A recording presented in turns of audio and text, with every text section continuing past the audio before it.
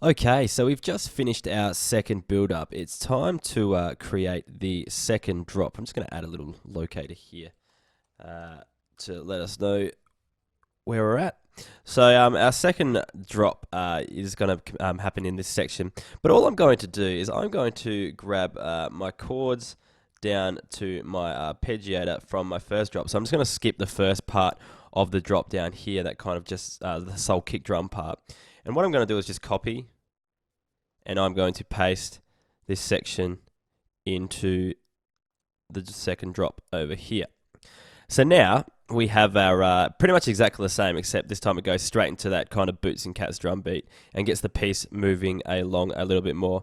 I'm just going to copy the white noise and pitch riser build-ups from that last section as well. I'm going to bring them into here so they kind of build up in the same way.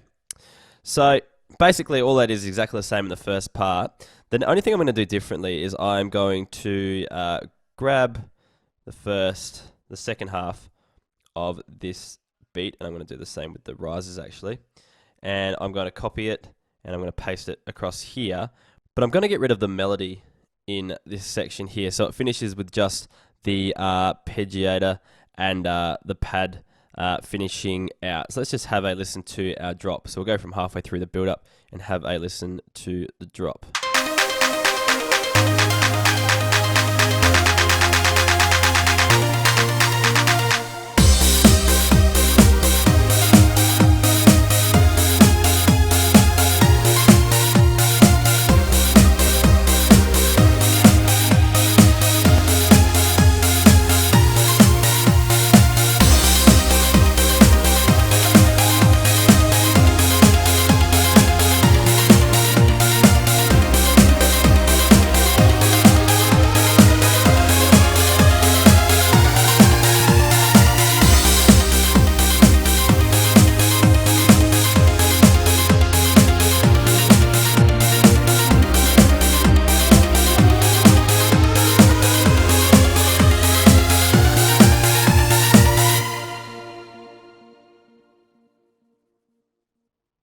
Cool, and there you essentially have the second half of your piece. What I might do is I might just put a crash and a kick together at the very end.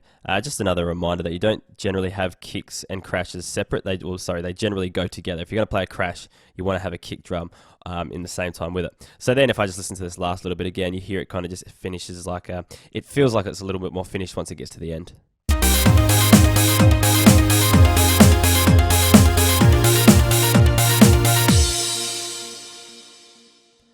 Cool, and there you have it. You have your own completed, I guess for now, or I guess the musical side of things, you have your own completed EDM track. Goes for about 2 minutes and 50 seconds, which is quite standard for an EDM track. It features a build-up, drop, breakdown, build-up, drop, which is also a very common structure for this type of music. And yeah, so well done. You've gone through, you've written your own chord progression, melodies, drum beats, etc., and you've made your own track. So good job. We'll keep continuing on though. We've got a few more production things we need to take care of before it's completely finished.